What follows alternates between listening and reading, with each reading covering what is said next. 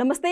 Welcome to our channel. నేను మిషాల్ని. మాజీ CM Jaganmohan రెడ్డికి కేంద్ర రక్షణ శాఖ మంత్రి రాజ్నాథ్ సింగ్ ఫోన్ కాల్ చేశారు. అసలు జగన్మోహన్ రెడ్డికి ఎందుకు ఫోన్ చేశారు? ఈ ఫోన్ కాల్తో వైసీపీ వాళ్ళందరూ హ్యాపీగా ఉన్నారు. ఏంటి అసలు దాని వెనక? ఇలాంటి అన్ని డిస్కషన్ చేసే ముందు స్టూడియోలో ఉన్నారు సీనియర్ జర్నలిస్టు సత్యమూర్తి గారు ఉన్నారు. వారిని అడిగే విషయాలన్నీ తెలుసుకునే ప్రయత్నం చేద్దాం. నమస్కారం సార్. నమస్తే. సార్, జగన్మోహన్ రెడ్డికి ఒక్క కాల్‌తోని ఇప్పుడు వైసీపీ వాళ్ళందరూ కూడా హ్యాపీగా ఉన్నారు. అసలు ఎందుకు వాళ్ళంతా హ్యాపీగా ఉన్నారు? ఎందుకు కాల్ చేశారంటే ఏం చెప్తారు సార్ అసలు? అంత హ్యాపీగా ఉండాల్సిన అవసరం ఏం లేదు. రాజ్నాథ్ సింగ్ అందరికీ అన్ని పార్టీలకి ఫోన్ చేస్తూ ఉన్నాడు. ఏంటంటే ఉపరాష్ట్రపతి ఎలక్షన్ ఉంది కాబట్టి ఉపరాష్ట్రపతి ఎన్నిక ఏకగ్రీవంగా చేసుకుందాము. అంటే భారత ఉపరాష్ట్రపతి అంటే అదొక ప్రెస్టీజియస్ ఇది కాబట్టి దీనికోసం ఓటింగ్ జరపటం ఇవన్నీ ఉండకుండా ఏకగ్రీవంగా ఎన్నుకుంటే అది ప్రజాస్వామ్యానికి బాగుంటుంది. ప్లస్ రాజ్యసభ చైర్మన్గా కూడా ఉపరాష్ట్రపతి ఉంటాడు కాబట్టి రాజ్యసభ చైర్మనే ఉపరాష్ట్రపతి. అందుకని అటువంటి ప్లేస్ని అన్డిస్ప్యూటెడ్గా రిజాల్వ్ చేసుకోవాలి అనేది అది కేంద్రంలో ఉన్న ఎన్డీఏ ప్రభుత్వం లక్ష్యం. అందుకని చెప్పి ఏం చేస్తున్నారంటే అందరితో మాట్లాడుతున్నారు. కాంగ్రెస్తో కూడా మాట్లాడుతూనే ఉన్నారు. మీరు పోటీ పెట్టద్దండి, ఎందుకు మీరు పోటీ పెట్టినా మెజారిటీ మాకుంది కదా, మేము ఎటు గెలుస్తాము. అందుకని పోటీ పెట్టడం వల్ల మీకు ఒరిగేదేమి ఉండదు. మనం ఉపరాష్ట్రపతి స్థానం అంటే అదొక పవిత్రమైన స్థానం కాబట్టి ఏకగ్రీవంగా ఎన్నిక చేసుకుందాం అని చెప్పి టాక్స్ నడుస్తూ ఉన్నాయి. అది అందరికీ ఫోన్ చేస్తూ ఉన్నారు. అందులో భాగంగా జగన్మోహన్ రెడ్డికి చేశారు తప్ప ఈ జగన్మోహన్ రెడ్డికి ప్రత్యేకంగా మేము ఫోన్ చేసి మీరు సపోర్ట్ చేయకపోతే చాలా కష్టం అండి, ఈయనకి ఉన్నది ఎంతమంది వీళ్ళ సపోర్ట్, జగన్మోహన్ రెడ్డి సపోర్ట్ అవసరమే లేదు. కానీ ఏంటి అంటే వాళ్ళు అన్ని రాజకీయ పార్టీల అధ్యక్షులకి ఫోన్లు చేస్తున్నారు, మాట్లాడుతున్నారు. ఒక మంచి సాంప్రదాయాన్ని మనం నెలకొల్పుదాం. మేము ఎటు అధికారంలో ఉన్న ఎన్డీఏ కూటమి అభ్యర్థే గెలుస్తాడు. మరి అటువంటప్పుడు మీరందరూ ఊరికే క్యాండిడేట్ని నిలబెట్టడం, దాన్ని క్యాంపెయిన్ చేసుకోవడం ఇవన్నీ అనవసరం కదా అన్న ఆలోచనలో అందరూ ఫోన్లు చేస్తూ ఉన్నారు. అందరు నాయకులు వాళ్ళు ఏంటంటే ఫోన్ మాట్లాడే అట్లాగేనండి అంటున్నారు. ఈ వైసీపీ బ్యాచ్ ముఠాకి ఏంటి అంటే ఈ ముఠాకి ఏం వేరే పనులే ఉండవు.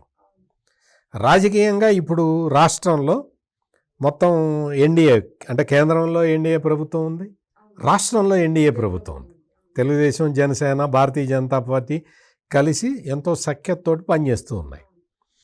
ఎన్డీఏ రాష్ట్రంలో ఉన్న ఎన్డీఏ ప్రభుత్వం, కేంద్రంలో ఉన్న ఎన్డీఏ ప్రభుత్వం కలిసి రాష్ట్రాన్ని అసలు ఈ జగన్మోహన్ రెడ్డి ఊహించని రీతిలో డెవలప్ చేసుకుంటూ పోతూ ఉన్నారు.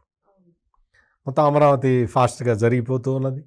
పోలవరం పనులు చాలా జెట్ స్పీడ్తో నడుస్తూ ఉన్నాయి. మొత్తం ఒక 10 లక్షల కోట్ల రూపాయల పెట్టుబడులు ఇప్పటికే వచ్చినాయి. ఎంప్లాయ్మెంట్ జనరేషన్ అవుతున్నది. మొత్తం తల్లికి వందనం నుంచి, అన్నదాత సుఖీభవ నుంచి, నిన్న ఫ్రీ బస్ పథకం, స్త్రీ శక్తి వరకు మొత్తం అన్నీ ఇంప్లిమెంట్ అవుతూ ఉన్నాయి. ప్రజలందరూ సంతోషంగా ఉన్నారు. ఇది కదా పరిస్థితి. అక్కడ ఆంధ్రప్రదేశ్లో వాస్తవ పరిస్థితి ఇట్లా ఉంటే ఇంకా జగన్మోహన్ రెడ్డికి ఏం పని ఉంటుంది?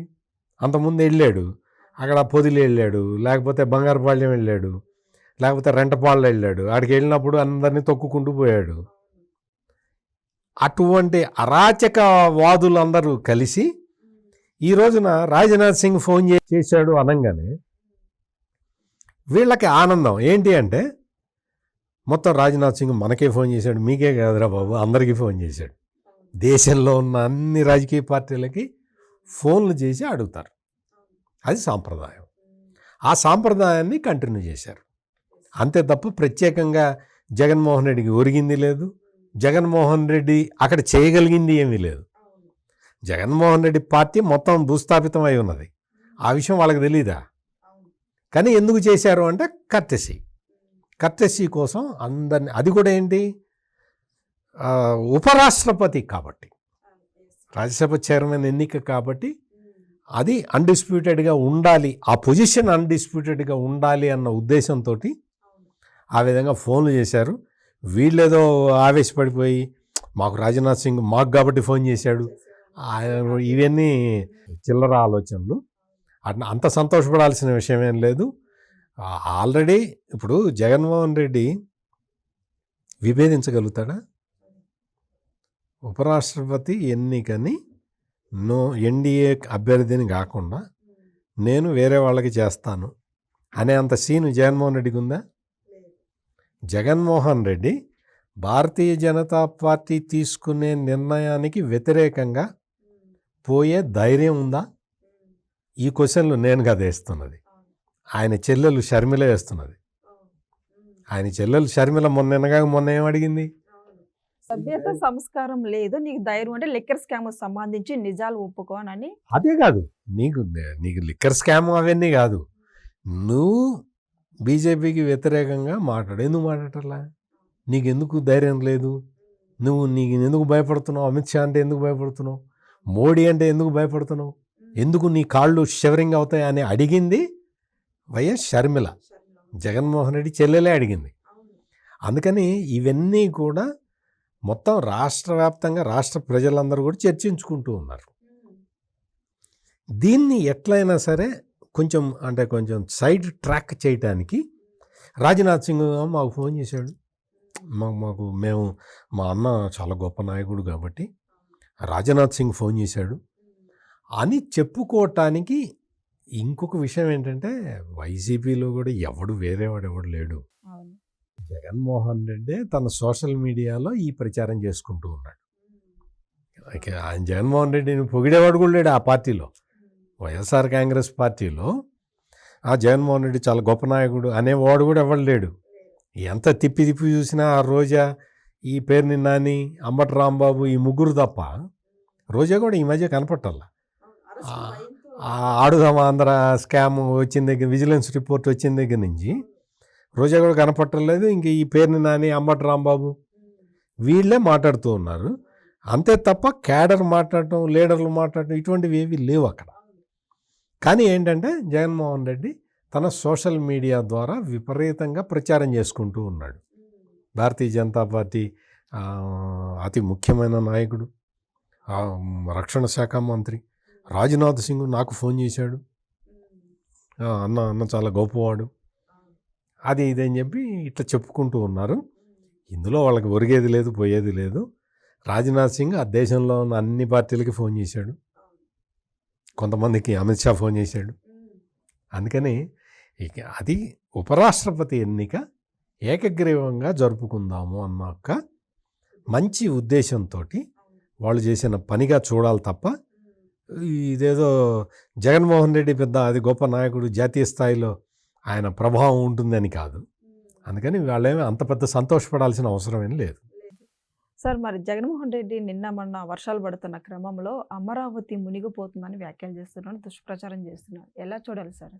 ఇప్పుడు అమరావతి వెళ్ళి చూస్తే తెలుస్తుంది. ఈ జగన్మోహన్ రెడ్డి ఎలహంకలో కూర్చొని అమరావతి మునిగిపోయిందంటే ఏంటి? పాత ఫోటోలు జగన్మోహన్ రెడ్డి ముఖ్యమంత్రిగా ఉన్నప్పుడు అక్కడ ఐకానిక్ టవర్స్కి మొత్తం పెద్ద పునాదులు తవ్వి ఉంటే వాటిట్లో నీళ్లు నింపి వదిలిపెట్టాడు. ఆ ఫోటోలు, అక్కడెక్కడో దూరంగా ఉన్న ఫోటోలు, అవన్నీ అసలు అమరావతికి సంబంధం లేని ఫోటోలు ప్రచారం చేస్తూ వాటిని పెట్టి సోషల్ మీడియాలో అమరావతి మునిగిపోయిందంటే, నిన్న ఆంధ్రప్రదేశ్ ప్రభుత్వం అఫీషియల్గా డ్రోన్ విజువల్స్ని రిలీజ్ చేసింది. అందులో చూడండి, అక్కడ చుక్క నీరు లేదు.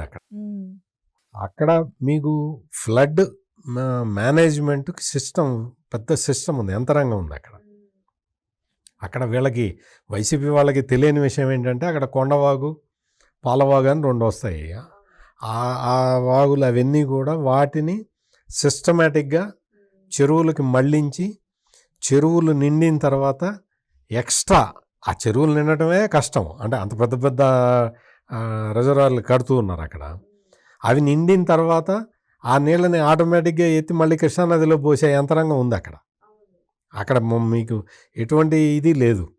మీకు భూగర్భ వ్యవస్థ ఉంది అక్కడ మొత్తం అంతా కూడా. ఈ కేబుల్స్ అన్నీ కూడా భూగర్భంలో నుంచి వెళ్తూ ఉంటాయి.